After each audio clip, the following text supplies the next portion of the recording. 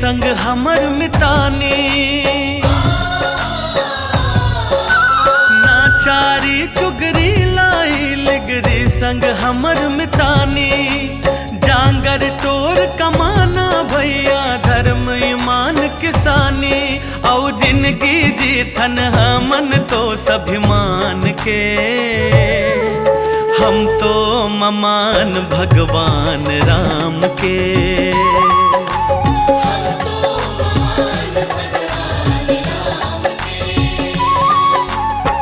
सिया राम जय जय राम सिया राम, राम सिया राम जय जय राम सिया राम, राम सिया राम जय जय राम सिया राम, राम सिया राम जय जय राम सिया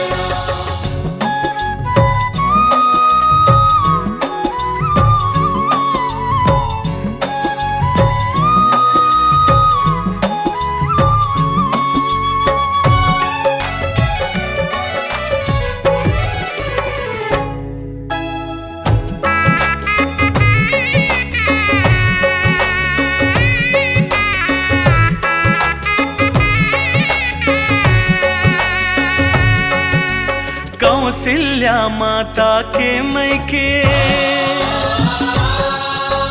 सी काटिस बनवासी हरहि के तुर तुरिया मालौ कुछ जन्मिन दीक्षा पाइन आश्रम माँ रह के वाल्मीकि के गुण अतियागर दुनिया के पहली कविता खर जिस भुइया माए परमान है हम तो ममान भगवान राम के। हम तो ममान भगवान राम के। जय जय राम जय श्री राम, जय श्री राम जय श्री राम। जब जब अश्वमेघ जग होइस ओखर घोड़ा छोड़ेगे इस तब तब इह माटी माँ घोड़ा के लगामला थामेगे इस नान्हे नान मन तुर तुरिया माँ मोर ध्वज मन रतनपुर माँ नवा संदेशा बगरिस ये संग्राम के हम तो ममान भगवान राम के। हम तो ममान भगवान राम के।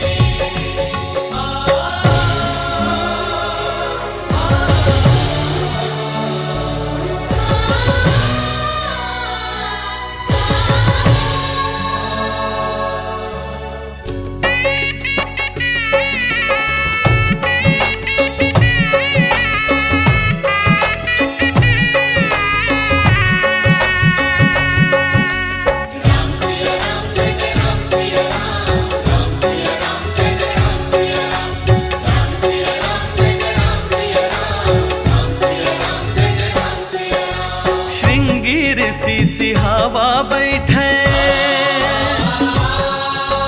लोमस राजीव लोचन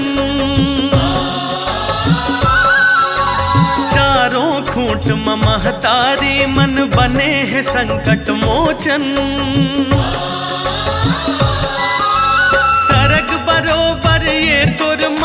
कन कन गावत है प्रभाती। इहे पुण्य है भैया चारों धाम के, हम तो ममान भगवान राम के।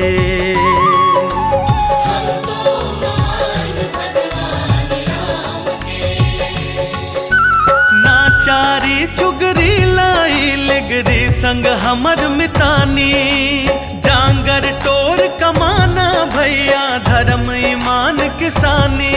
औ जिनकी जीतन हमन तो स्वाभिमान के, हम तो ममान भगवान राम के।